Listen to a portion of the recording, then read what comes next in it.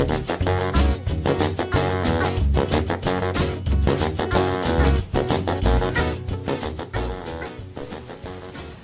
all started in 1988 with an art show of mine called A Beautiful Day in the Neverhood. It was 17 paintings that depicted a little clay city with little clay people running around in it. Years later, myself and my team found ourselves at Steven Spielberg's house pitching this idea for a PC game, and DreamWorks Interactive loved it. We started brainstorming right there, and we started just drawing like crazy and coming up with monsters and contraptions and puzzles, and those were the most creative days of my life.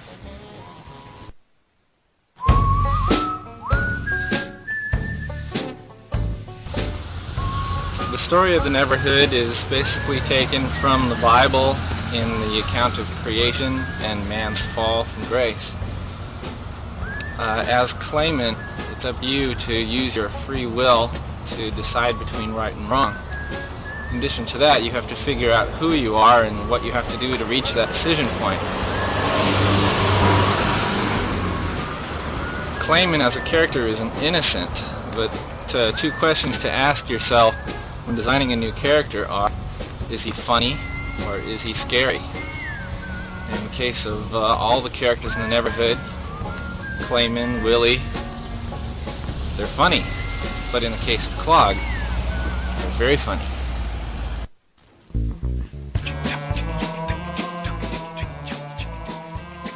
After we established the style of the game, we went into the building phase, building the sets. First I mapped out the set and how it was going to be constructed. I ended up building two different sets, a large scale set for the camera to move through, and then a smaller set so that we could show the whole world. We didn't have enough room to actually build the whole world on a larger scale. A lot of the buildings were designed, a lot of it had to do with the limitations of the materials, the wood and the clay. And then some of the other elements of the world, some of the trees and a lot of the overhanging elements had to do with just nice compositions for each shot. That was sort of the way that a lot of the look came about, was really had to do with a lot of the restrictions and working on.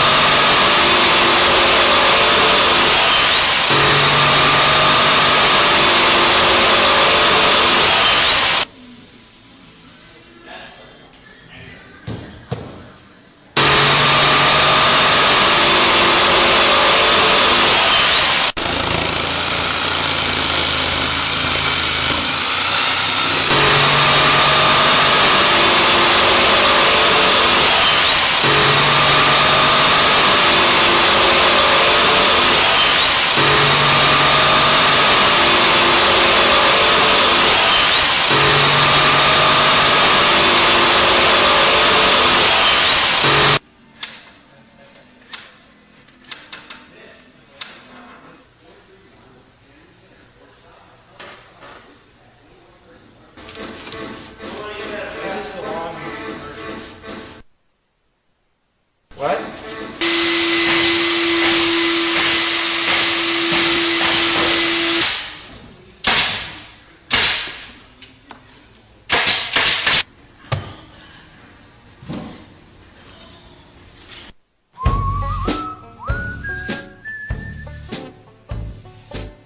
We used about 3 tons of clay, I'd say, to cover the sets and the interiors. We just stored the clay pretty much everywhere in the halls when I was a kid. What we did is we came up with a technique. We'd use hot plates to heat the clay up in like large turkey pans, and then we'd spread it with spatulas and putty knives and sheetrock knives and stuff like that. The colors that we had to mix, we'd get a sample on paper, and then we'd try and match it as close as we could, or I'd try and match it as close as we could, or whoever. And we just put it on, let it cool down, then we have to thumb it to get texture out so it didn't look like frosting on a cake.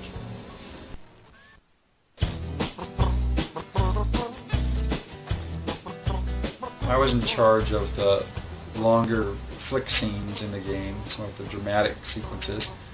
It's a really odd process. I start with storyboards. I draw everything out and paste the timing on it, record the voices, and then have the lighting set up, point the cameras, and after all this prep work, it could be hours for a shot, I finally get to get in and animate. The painstaking process of moving a puppet a little bit and shooting a frame. Moving a puppet a little bit and shooting a frame. That comes up to being about 15 frames per second. The way that we approached the first-person movement was to build a track system out of wood. We looked into other systems, motion-controlled camera, and 3D generated artwork, but we wanted to stay away from all of that. We wanted to kind of go the low-tech route. The way that the camera movements are handled, the camera sits down on this track and is moved along in small increments, 15 per second. And the turns are handled by hubs that rotate, that the camera sits on and rotates.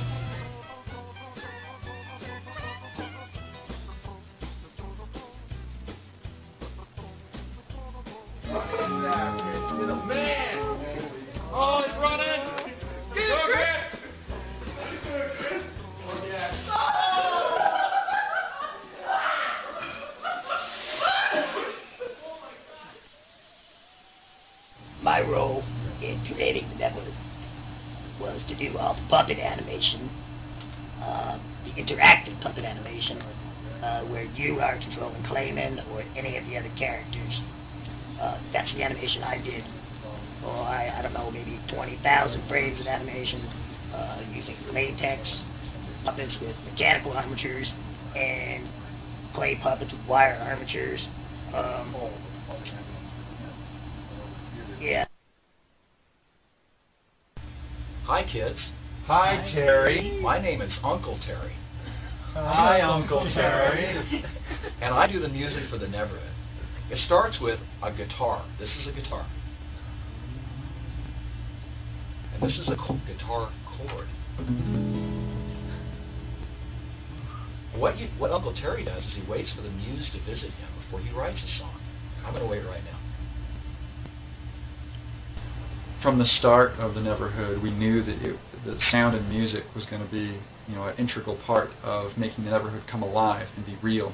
We wanted the sound effects to be very earthy, almost grotesque, thuddy clay. The music, because the gaming industry was all going to heavy metal and techno, we wanted to kind of take a right turn and go into blues and just Dixieland, just funky, crazy stuff, which we knew Terry Taylor, whom I'm a big fan of, was very good at, very versatile. He did a couple of songs, they worked out very well, and, he got hired. The voices of the characters, we couldn't afford any more voice actors, so we all did them ourselves. And I did Clog and Hoborg and Big Robot Bill, and Mark Lorenzen did Billy Trombone. Clog, we would have me say something like, "I know what you're thinking and you can forget it!" And then we would pitch it up an octave, so he sounded like this little, crusty little guy, evil.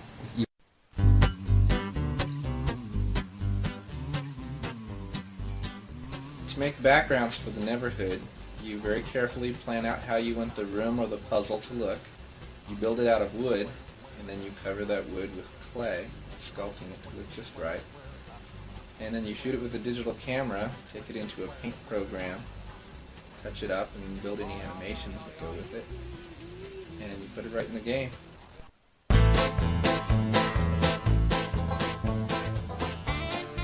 I'm a recovering programmer, and I'm proud of it. I worked on the engine, I worked on resource compilers and just pixels and bits and pixels and bits, and I programmed and I slept a little bit once in a while, but mostly I programmed. When we first decided to make a video game using a bunch of clay and sets, I was really excited because that sounded like a fun thing to be in on. So we brought in some carpenters and they started building these wood sets, and I wanted to help, but I had to set up a network and write some animation tools for the artists. But then they started playing the set, and I thought, yeah, it's going to be fun. but I had to write a sound engine for the game and work on some of the first-person puzzles. And before I knew it, everything was built, and they filmed everything, and I hadn't gotten to have any fun. Just the artists had fun. The programmers, we worked in our offices. But they got to use computers. In fact, this is Doug's computer right here. He used it every day. He got to use computers and play with clay. I was stuck using computers. Well, Mr. Doug Nagel, this is what I think about that. Oh man. Oh man. Oh man. I just sit here with my hands folded in my lap, very quietly. And if anybody comes by, I scowl at them, and they think they're interrupting something important, and they go away.